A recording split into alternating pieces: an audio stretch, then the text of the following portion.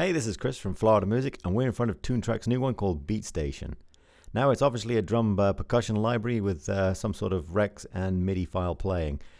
Just like the Easy Drummer had sample sounds and a MIDI library to trigger those sounds off. And you could have a groove engine which you could drag and drop through your DAW. So this is very similar. A little bit of a different kind of layout for Toontrack, and it's a little bit more of a kind of a, beat a kind of product. But it's still pretty good. The layout is just like Easy Drummer with the kind of pads on the screen. Not quite looking like drum kits. They now look like, I don't know, some sort of chocolate drops on the actual screen here. But you can actually see the numbers like 36 kick. If I click that, we actually get a kick sound. Now, obviously, I'm using the mouse there, but I can use a controller that I've got plugged in and do the same thing. It is velocity sensitive, so that's pretty good for a product at this price. It's similar to the Easy Drummer pricing, by the way. Right click gives me access to all the parameters. A little bit more complex here than Easy Drummer. You actually got things like envelope for the actual sample, which is kind of cool. So if I pull this release here, I can snub the sound a bit. And you got attack modes and so on. Get rid of the front pop if you want. Now here's something new. Here you can layer 4 actual drum sounds on one pad, which is something we couldn't do before. And to do that, you can just kind of drag and drop them from the left-hand browser here and put them on the screen, or you can pick the sound from here if you wish. So I can go down and pick a wood kick with a wood beater. There we go. And we've got effects routing here, so we can route the effects through the 2 variable effects we've got. And we've also down the bottom here, we've got a mastering effect, which can have variable different types of stuff on there, from delay, distortion, compressors, and on the master section right now. So now, what does it do at this point? Well, we've got this difference here. We've got this lead and bass, which is something we didn't have on the standard Easy Drummer product. And you can play these with a mouse click, or again, they're on a separate area of your keys. So down the bottom is bass sounds, and at the top is synthesizer sounds. And now the synth is actually poly, and so is the bass. You have a choice of whether they're poly or not.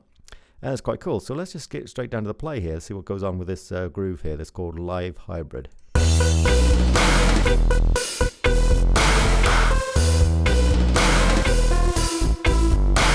So that was the kind of the pattern that's playing this kit. Now obviously it's playing bass and lead, which is something new for us. We can change the sounds at will, so if we wanted a different bass sound, we could go into the different bass voices here. And there's some Atari sounds and some MPC subs, which we can kind of check a look at and listen to them.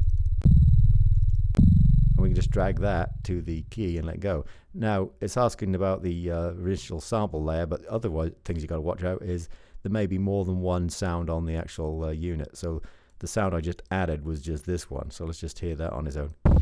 Extremely deep. So you can pitch that up and change the envelope as you would with the drum sound, because you can layer sounds, remember. So it's 4 sounds per pad. So that's pretty cool. Now, if you wanted to modify the rhythm pattern that you're hearing, that's called grooves. So you'd go into the grooves here and you'd actually select from the various MIDI grooves. You notice that it's also saying Toontrack MIDI. That means that it's going to check to see what you've got in your Toontrack libraries or anything that you put in there yourself, because under the sounds list, you can actually load in the sounds from your Toontrack Easy Drummer expansion libraries. So Easy X's, SDX's. And if I open that up, I can see all the ones that happen to be in my machine. It's not showing any at the moment, but there are some in my machine. So this is a kind of extended library that you have. They have these own library kind of extensions called BTX, but you also can load all the stuff you may have from the other side. You can also load waves, MP3s, and Rex files all onto these pads. Pretty cool idea, really. So let's go back to a whole instrument and see what happens. Now, an instrument's going to be all the pad sounds and the layout. So let's check out something on the organic here. And this one, let's check this one out, Thompson. And inside this, a little arrow goes down and gives us bass, lead, and drums. So that enables me to load just sections rather than the whole kit. I'm going to load the whole kit, actually. Just drag it over here and let it go, and it flashes to tell me that something's going on. And then we're going to need the groove to go along with it, so we'll check out the groove section. Any grooves can mix with any kit, so that's kind of handy. And we'll check out the Thompson ones here and have a little listen. We'll just click somewhere.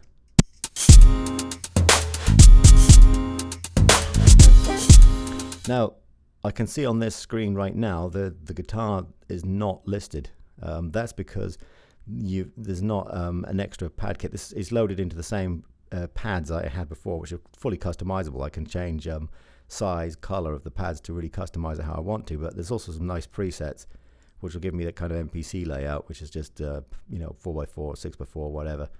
And now I can see those extra ones that I'm hearing. So here's the acoustic guitar, and so on. So now that's what we're hearing in the trigger. So let's play that again.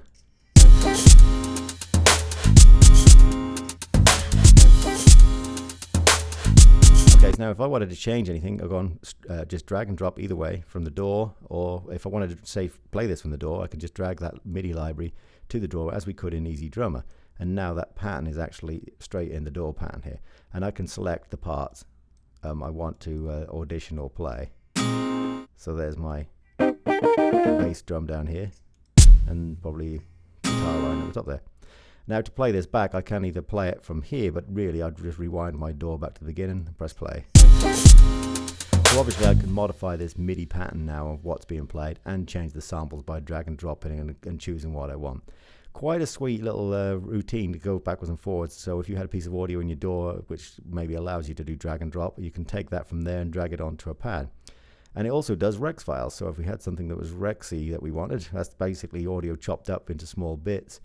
We can kind of just go in here and load it into this little player and have a listen. And if I like a piece of that, you see it's got the slices already there, like 7, 8, 9, this clap here, and I wanted this in place of that, I could actually just drag that slice over to the pad and let go. And obviously it's stacked it, so I can go in here and just remove the original stuff and just keep that slice in place. So now we just got the slice. So that's quite sweet that you can actually do things like that. It's just take the piece of slice and put it onto your sound. Obviously you can drag this whole Rex beat into a pad as well, or you can drag this whole Rex beat back into your DAW, whichever way you wish to do it. And of course, whatever happens, they're going to sync together when you play.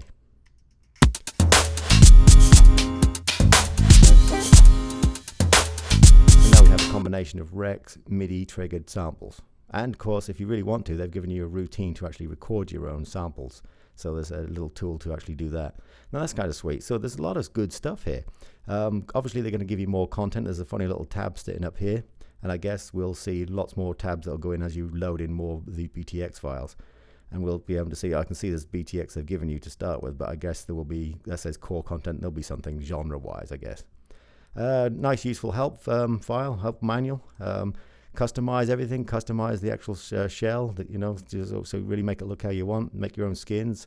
So it's really a lot of stuff here. Incidentally, these lead sounds and any sounds that you pick are all choice of poly. So if I go over to the leads here and I pick over something like, this says TOB leads, let's have a look, Dream Pads, Fender acoustic guitar. So I grab one of those and drag it over. That's going to be the sound I hear on this.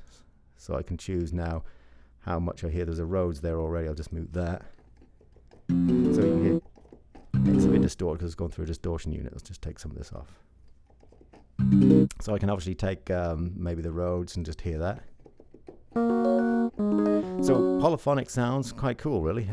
I like it, really. It's a nice little beat unit, and I guess really maybe geared towards people who are making lots of beats and sample playback units. But it's not going to replace maybe a big drum library, but it's certainly going to give you some great sounds. It does work standalone. The only drawback of standalone is there's no MIDI player or MIDI recording section. You can drag and drop and make up these new beats by triggering, but you can't actually record anything like you would hear in the DAW.